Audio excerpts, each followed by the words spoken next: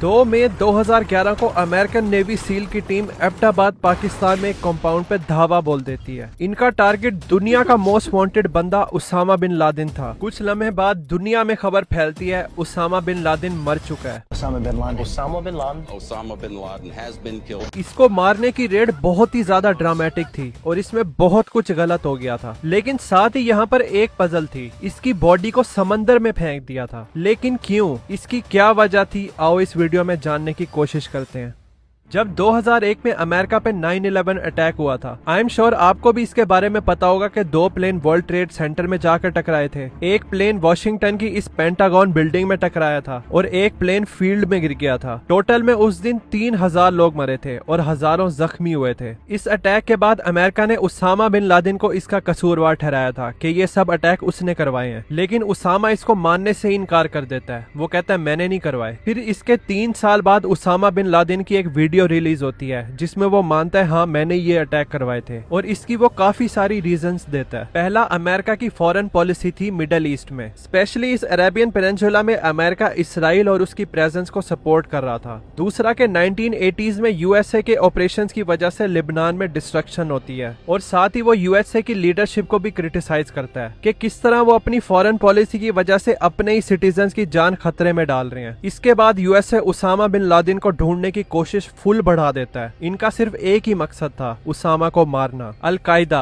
जिसका leader Usama bin Laden था, वो ऑपरेट करती थी अफगानिस्तान के ट्राइबल एरियाज में। 2001 से लेकर 2008 तक अमेरिकन फोर्सेस लड़ते रहती हैं अफगानिस्तान में तालिबान से। फिर 2009 में ओबामा यूएसए का प्रेसिडेंट बनता है और वो अमेरिकन ट्रूप्स के नंबर को अफगानिस्तान में मजीद बढ़ाने के लिए अप्रूव कर देता है कि वो सब तालिबान से लड़ें और अल-कायदा के लीडर उसामा बिन लादेन को मार दें। अल-कायदा के ऑपरेटिव्स पाकिस्तान के ट्राइबल एरियाज में भी छुपे हुए थे, जिसकी वजह से पाकिस्तान में भी ड्रोन स्ट्राइक्स देखने को मिलती थी। उसामा बिन लादेन का किसी को भी नहीं पता था कि वो किधर है। यूएसए ने मिलियंस क्या बिलियंस ऑफ डॉलर्स खर्च कर दिए थे उसको ढूंढने के लिए, लेकिन सालों से वो नाकाम रहे थे। कई बार यूएसए ने ड्रोन हमले भी करवाए थे उन जगहों पे जिधर उनको लगता था कि उसामा हो सकता है, लेकिन फिर कुछ अरसे बाद उसकी वीडियो रिलीज हो जाती थी जिससे पता चलता था कि वो अभी भी जिंदा है। अब आपको बताता हूँ कि उसामा बिन लादेन की लोकेशन का पता कैसे चला। जब अफगानिस्तान में अमेरिकन फोर्सेस आई थी 2001 में तालिबान से लड़ने के लिए, उसके बाद से ही Osama bin Laden electronic devices को यूज करना ही छोड़ देता है ताकि उस पर सर्वेलेंस ना हो। तो आपस में कम्युनिकेशन करने के लिए ये लोग कुरियर का इस्तेमाल करते थे, यानी जो ट्रस्टेड बंदे हैं वो फिजिकली एक दूसरे को मैसेजेस ट्रांसफर करेंगे। तो पूरी अल-कायदा के दूसरे सीनियर मेंबर्स का उसामा बिन लादेन को मैसेज पहुंचाने और उसामा बिन लादेन के मैसेज को दूसरे मेंबर्स तक पहुंचाने में एक ट्रस्टेड बंदे का हाथ था, जिसका मैं आगे बताता हूँ। अब होता यह है कि 2004 में अल-कायदा का एक ऑपरेटिव हसन गुल को इराक से अमेरिकन फोर्सेस पकड़ लेती हैं। अब ये जो हसन गुल था, इसको भी उसामा बिन लादेन की लोकेशन का नहीं पता था कि वो किधर है। जाहिर है इसको टॉर्चर करते हैं तो इसके मुंह से एक नाम निकलता है, अबू अहमद अल-कोयती। ये वो नाम था जो यूएसए दूसरी बार सुन रहा था। इससे पहले भी 2002 में अल-कायदा का एक और बंदा पकड़ा था, उसने भी यही नाम लिया था। हसन गुल बताता है कि अबू अहमद अल-कोयती उसामा बिन लादेन का सबसे ट्रस्टेड कुरियर है और उसामा इसी की सर्वेलेंस में रह रहा होगा। तो यूएसए अपना सारा फोकस इस बंदे को ढूंढने में लगा देते हैं, लेकिन सालों गुजर जाते हैं, इसका भी किसी को नहीं पता चलता। फास्ट फॉरवर्ड 2010, पाकिस्तान में पिशावर के अंदर एक बंदा मिडल ईस्ट में कॉल मिलाता है। वैसे तो ये बंदा बड़े केयरफुल तरीके से बोलता है, लेकिन एक गलती कर देता है। ये बंदा फोन पे इस तरह बात कर रहा था जैसे ये अल-कायदा के किसी हाई रैंक पोजीशन वाले बंदे से बात कर रहा है। अमेरिकन सीआईए जो पाकिस्तान में ऑपरेट कर रही थी, उसको इस पे शक हो जाता है। इसकी आइडेंटिटी कंफर्म नहीं थी कि ये कौन बंदा है। सीआईए इस बंदे पे नजर रखना शुरू कर देती है। वो ये नोट करते हैं कि ये बंदा पिशावर से एबटाबाद बहुत ज्यादा ट्रेवल करता है, और पिशावर से 120 किलोमीटर दूर एबटाबाद में ये बंदा एक सिक्योर कंपाउंड में बहुत बार जाता हुआ दिखा था। ये पूरा कंपाउंड ही सीआईए के लिए एक रेड फ्लैग था, और इस पूरे इलाके में ऐसा कोई घर नहीं था। चलो आपको इस कंपाउंड का टूर करवाता हूँ। इस कंपाउंड का टोटल एरिया तकरीबन 6 एकड़ था, और इसके बाहर की दीवार 18 फीट तक ऊंची थी,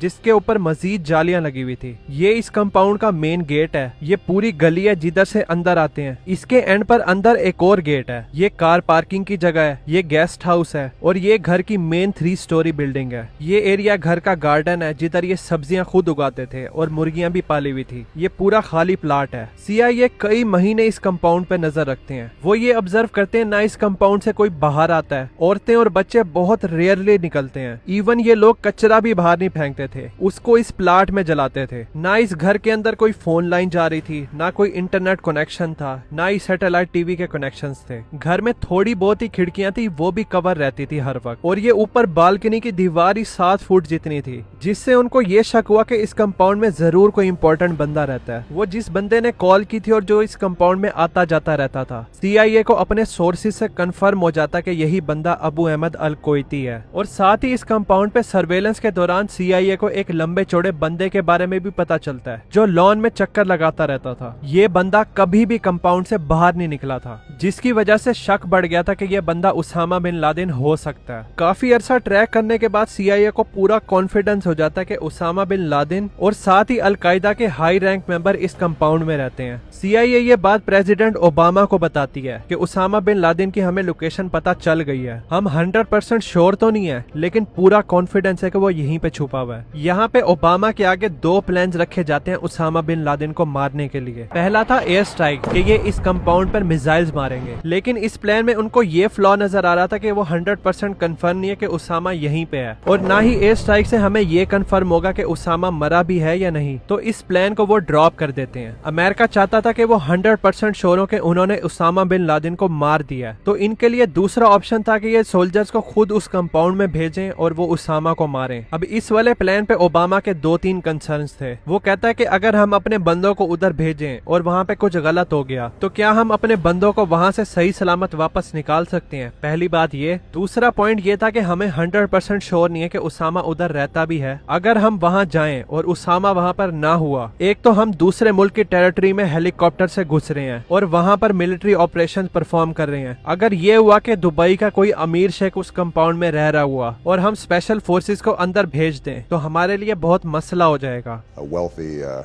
Prince from Dubai who's in this compound. We've sent special forces in.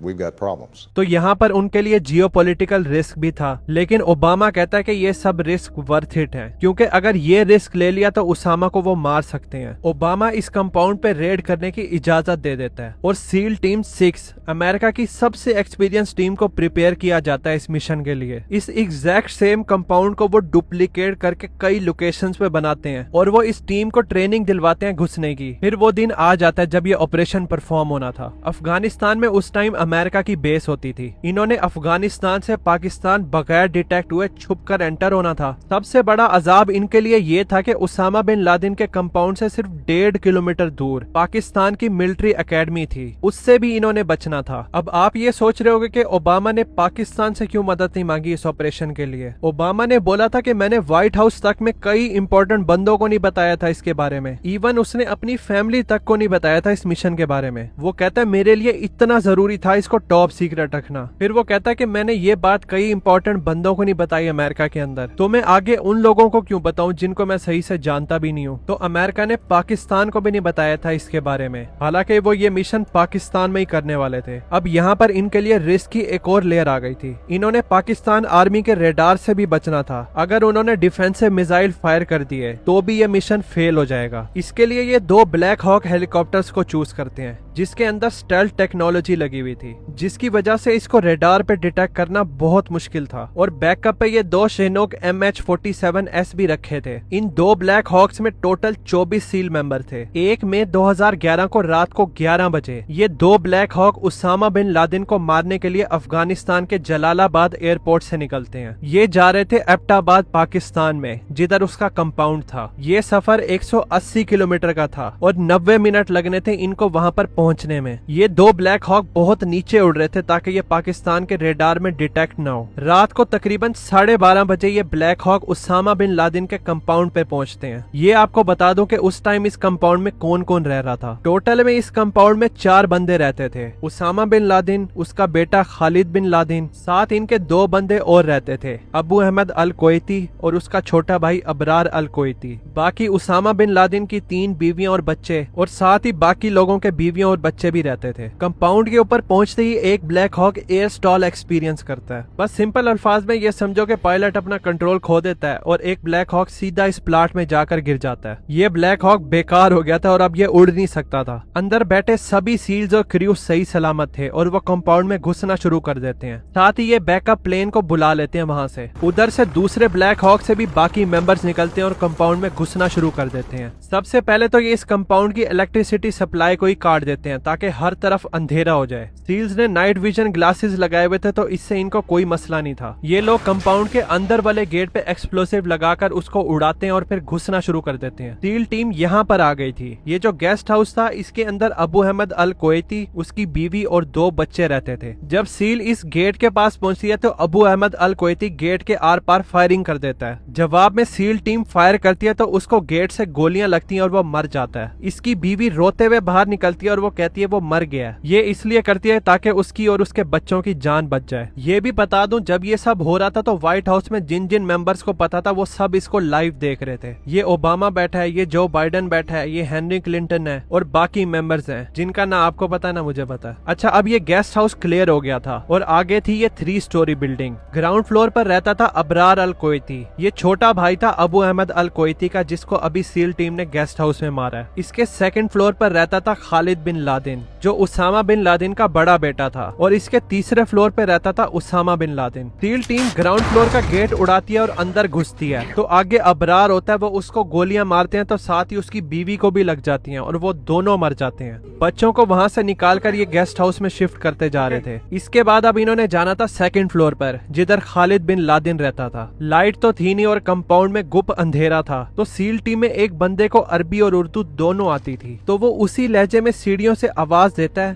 Khalid, Khalid.